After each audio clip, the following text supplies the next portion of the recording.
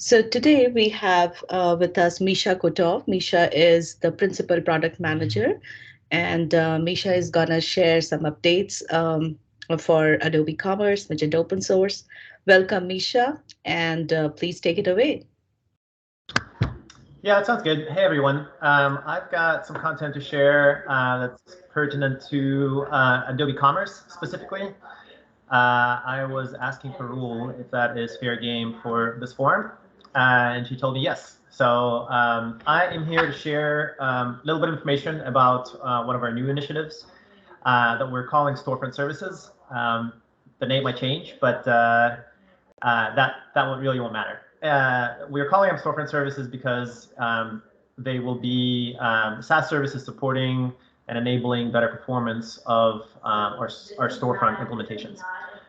So to give some context, I'm going to approach it from the angle of storefront performance and scalability, and I want to make sure that everyone understands, like, we are talking about storefront and not anything in the back end. We're not talking about like management of products or entities in the admin grids, none of that. So we're talking about specifically the storefront, right? So to kind of describe the current state of our platform, we kind of think about three pillars under performance. So one is kind of performance itself, and this has to do with basically like page load times, right? Today, by our own benchmarks, the loading of catalog data for the use of on storefront sits at around 2 seconds. And of course, there's some qualifiers and some variables here in terms of like complexity of queries, et cetera. But by our own benchmarks, the median response time for catalog data is about 2 seconds, meaning about half of the requests today take longer than 2 seconds, right? So 2 seconds plus, which the impact of this is that slow page load times obviously dramatically reduce site conversion. And there's been a ton of different studies done on this by a bunch of different organizations, but basically it comes down to, right, the slower your pages load on your e-commerce site, the worse you can expect conversion to be. And the faster your site is, the better you can expect the conversion to be. The second one is scalability. So here, I think everyone knows about the term effective SKUs. We all wish that we didn't have to deal with this, but it's a reality of the current state of the platform. So effective SKUs is a term that we use to describe the number of SKUs or number of products in the platform times the number of websites that you have times the number of customer groups. And we have to deal with this because we denormalize data in a certain way, and denormalization of data basically results in just some massive number of rows in the database tables, right? And it's hard for our product to manage that today. So we have some best practices in terms of limitations on how many of each of these entities you can have. But also there's separate kind of best practice limitations around the number of categories you should have in commerce, number of product, attributes, custom options, customer groups, etc. And the reality is that these limitations hinder our customers' ability to run their business on commerce, on our platform, right? Which is also not very good. And the last one is reliability. Here we talk about sometimes we talk about our cloud platform, right? We lack an auto scaling feature today. This results in kind of manual cloud upsizing, downsizing of resources. But also here we talk about how our features are deployed. So as you all know, we started building new commerce features that are deployed as SaaS, right? So examples are product recommendations, live search, payment services as well. And so the impact of having a reliable product, right, is in commerce, any amount of downtime is basically not really acceptable. It results in lost revenue. And so this makes us think about how to deploy features in the future, right? So whether we build them in the PHP monolith, whether we build them as SaaS, we build them in some other way. So this kind of describes some limitations or issues, if you will, of the performance of current state. And we started thinking about how to leverage our existing SaaS capabilities to address some of these concerns. And we started with catalog. So catalog domain, this is, as you all know, kind of the most complex and most beefy part of our platform. And again, I want to specify that we're talking about like catalog data for storefront, right? And to kind of ground us, I like to show this diagram. It's a bit much, but if you focus on the yellow parts first, the yellow parts indicate kind of like the current state.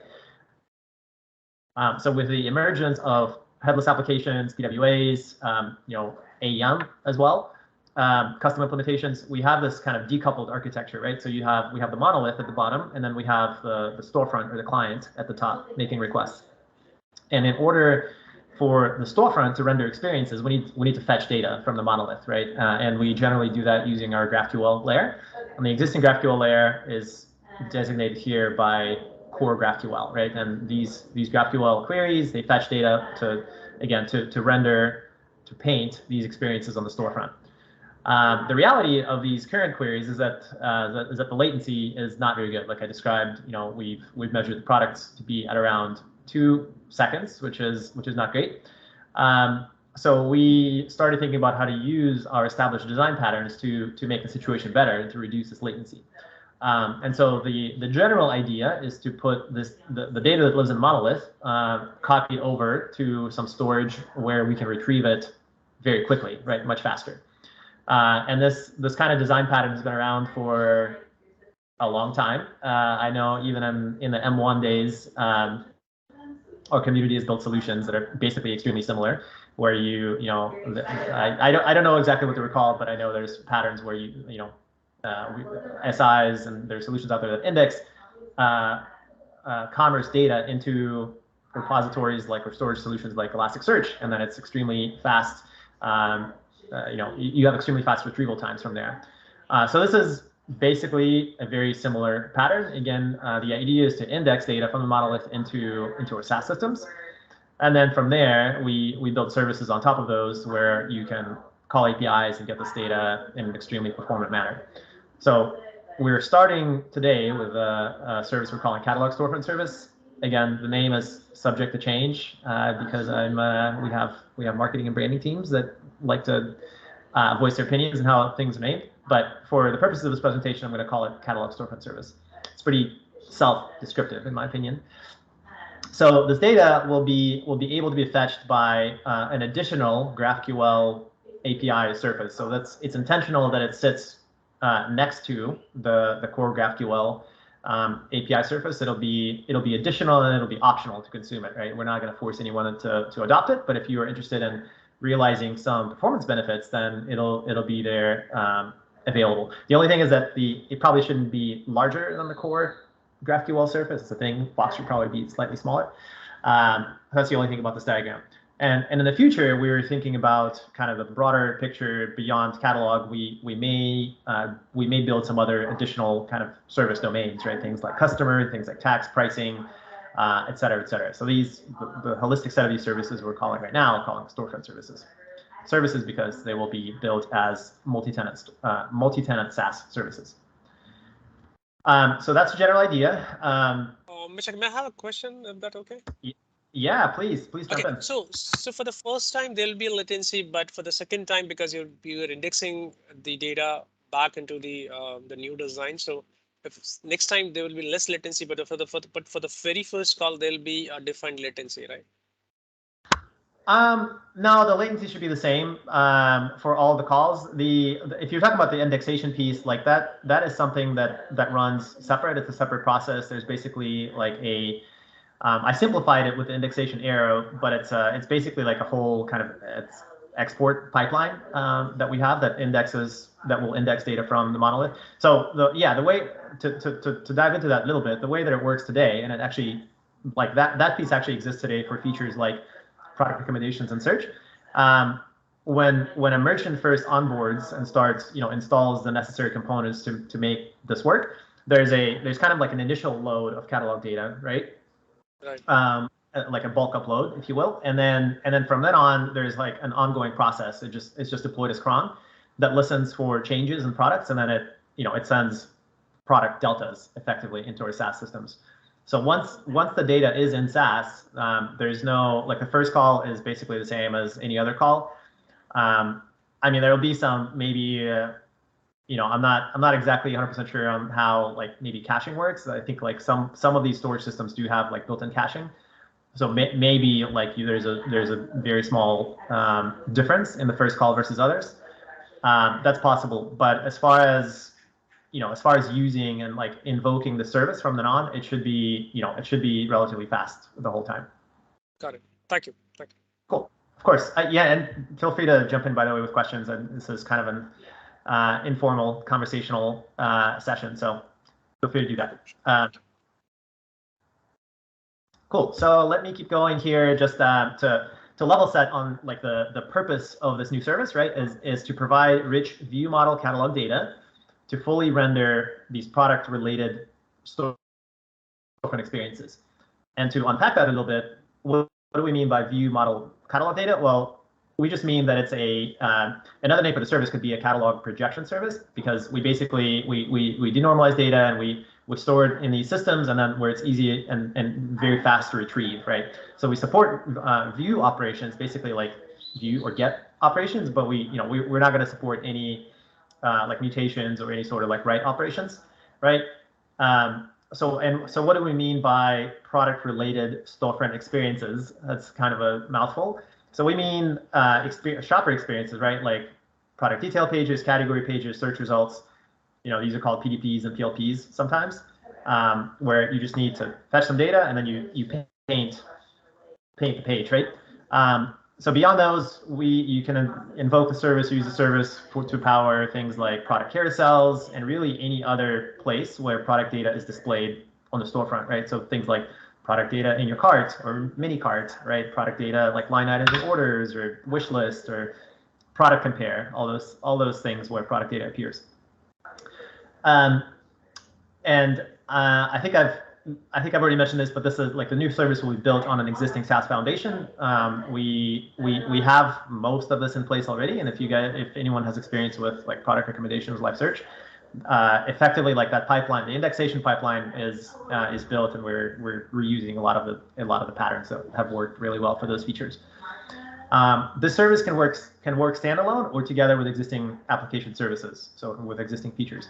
So a standalone use case is basically PDP, right? You can provide a SKU to the service, and it will respond with kind of like a full product data model that allows you to paint the PDP, for example. And it can work kind of conjointly with the existing features like recommendations and live search.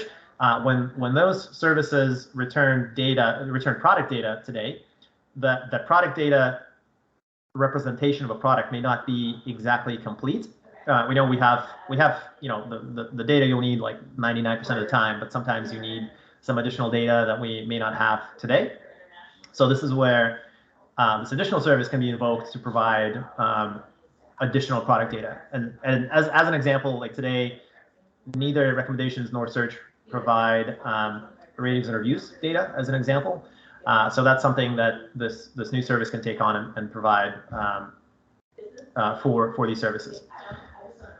So what we're looking to go back to the issues or limitations that I described in the beginning, right? That are relative to performance and scalability.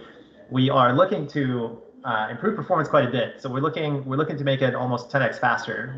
This is kind of our aspirational goal, but we're hoping we can make this work in under 200 milliseconds round trip from the browser, which is going to be deliver a 10x improvement, which would be great. And we talked about how this improvement should translate to a conversion rate increase for our customers. We're looking to solve some of these eSKU limitations and B2B at scale. And when we say B2B, it normally means number of customer groups, number of price books, customer specific pricing, customer specific visibility rules, like category permissions and shared catalogs, things like that. We're actually looking to some of the bottlenecks today have to do with the current indexers. So the indexers for like categories, for pricing indexer, and what's the other one? The category permission indexer are basically like we've identified those as bottlenecks, and we'll be looking to either refactor them or remove them from the chain completely, so that we can minimize the amount of time that it takes for us to reflect a change on the storefront. So this near real-time sync of product changes to storefront right? What that means is if we go back to this indexation arrow, the PHP monolith remains the system of record for any sort of like product management or creation, right? This is where products are updated or added. But so once the product is changed, right, we need to, like, it's in our best interest to minimize the amount of time that it goes through indexation into our SaaS systems. And then when a storefront requests a product, right, we want to make sure that the change is reflected as fast as we possibly can. So today, again, the pipeline is in place. I think today we're on the order of magnitude of minutes to reflect the change, but we're going to try to get that down. Hopefully, somewhere in the seconds range, maybe like 1 or 2 minutes. We'll see. But the indexers in the monolith are actually a big part of the problem. We're looking to resolve that. And to come back to the last pillar on the slide, this will be deployed as a multi-tenant SaaS service. Like I said, for greater stability, we've seen a good, really good response and success rate so far with our existing SaaS services. So we are learning our lessons there and are building kind of on this robust foundation that has served us really well so far. So for the existing services, I can actually mention this, like recommendations are being served, product recommendations are being served on a few hundred sites today, live in production. And search is also gaining adoption. Sorry, live search specifically is gaining adoption really quickly. So they'll be in the hundreds soon. And we've seen, like I said, really good kind of stability and reliability of those services. Okay, so this is the fun part, right? Like when is this available? So today we are in active design and development with the team. We're working on spreading awareness, as I am right now, with partners and merchants. We're trying to identify early adopters who would be good fits for the program. So in Q3, we're looking to go live with beta. Fidelity will be a little bit limited. It won't be a fully productionalized service, but definitely enough to play around with and see how it can be consumed. And we're looking to GA in Q4. I mean, these are not exactly super committed timelines, but these are our target dates. And obviously, as soon as we have our GA, we're going to be looking to GA++. Work on improvements, enhancements, et cetera, react to customer feedback. And of course, at the end of November, we have our holiday season here in US. In terms of the Black Friday, Cyber Monday deals, those are most taxing periods of our year a lot of the time. So ideally, we have somebody using some of these new services in production so that we can monitor and track and see how they perform, and actually take some load off of the monolith for these traffic spikes, right? Because if somebody has implemented and built on the service, then the service is responsible for serving a lot of the shopping experiences during these high peak seasons, and therefore the monolith has less to do, right? Normally the monolith is responsible for fulfilling these requests that come in from the shoppers. But if you've implemented kind of this paradigm, right, if you built on this architecture, then the monolith has less to do and it's less susceptible to traffic peaks, because the responsibility is then on the service that Adobe manages, right? Adobe manages and scales and maintains. So for beta, just a couple things. Again, to repeat what I said in the very beginning, this will be a Adobe Commerce licensed feature only, or it's for licensed merchants, that is, just like our other existing SaaS features as well. It'll also, if you look at the bottom, it'll also be kind of deployed, has the same cost structure, which means like it's basically free for the licensed merchants. There's no additional fees. It'll be included in the commerce license, so you don't have to pay anything additional. It's free for them. Ideally, the merchants for best fit would be some sort of a headless implementation, whether it's a PWA, AEM, some custom written storefront that uses GraphQL today. And the reason is, again, because like to go back to the diagram, right? This is kind of designed to be used in this decoupled architecture where the monolith and the storefront are decoupled. So headless cases are the best here. We have heard the question about how, like, whether this would be possible to consume in Luma implementations, or basically like the classic storefront. Or I don't know what else to call it. So it may be possible, but like Luma implementations will not be our first target audience, so to speak. But we are considering basically making some sort of a PHP SDK to help consume the service, even in like Luma-based implementations. So that way, it's a little bit easier to invoke a service, get data back, and then somehow render these experiences in those types of implementations as well. But headless is kind of our first priority because it's kind of a better fit for those merchants that consume GraphQL today. Good fits are those merchants that have maybe voiced concerns about performance in the past, specifically storefront performance. They want to or looking to invest in performance solutions, such as this one. For SIs or our partners, we're talking to a few already. They seem to kind of validate that these are the problems that we're solving are real problems, and they see this in the real world with real customers.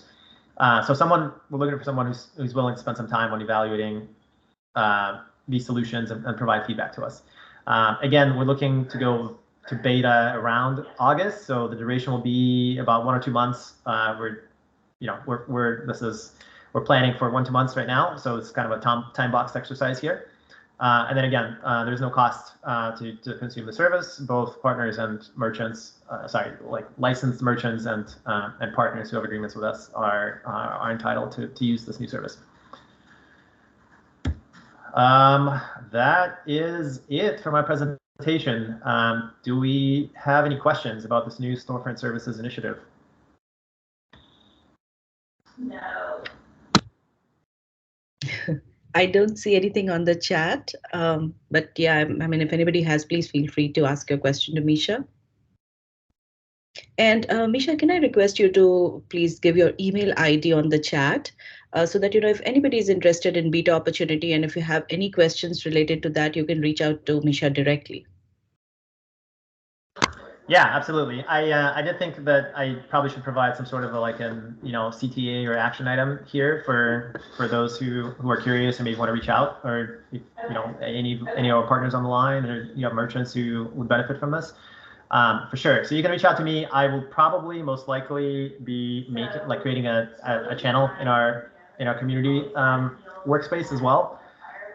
So let me type in my email here, and then I'll probably do an announcement here soon in Slack on the announcements. I know there's a performance channel too that I didn't know existed, so I'll probably be posting it there as well if you want to get more information and find this the channel once we make it. Awesome. Sounds great. So if nobody has any questions, I would like to put a quick plug for our community newsletters. Let me share my screen real quick. So if you have not subscribed to the community newsletters, which is through the news and announcements tab on the forum, please do so, because every month we are publishing the newsletters, and you would have a lot of information coming into it, all the upcoming beta opportunities, latest releases. So how do you do that? Basically, when you go to community forum, here under news and announcements, you would see these 3 dots, options. So make sure that you hit subscribe. So I mean, obviously, because I'm subscribed, I see unsubscribe, but if you're not, you should see a subscribe button here. And that way you would be getting notifications whenever the newsletter is published. Parul, do you want to throw a link in the chat here so that it's easy for people to access? Absolutely. Yep.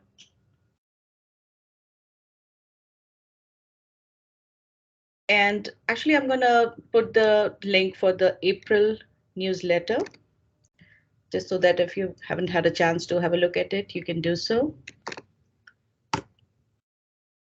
Okay, and I would also like to, just throw it out there that if you want to participate, if you want to present in this Hangout, please feel free to reach out to me. We would love to have you as a speaker on these Hangout sessions.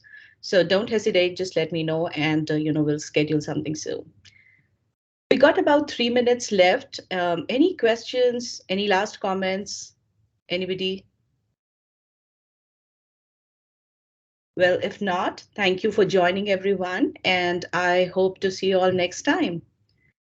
I'll hang out here for a couple of more minutes if anybody has anything. Otherwise, have a great Wednesday and have a great rest of your week. Bye. Awesome. Thanks, everyone.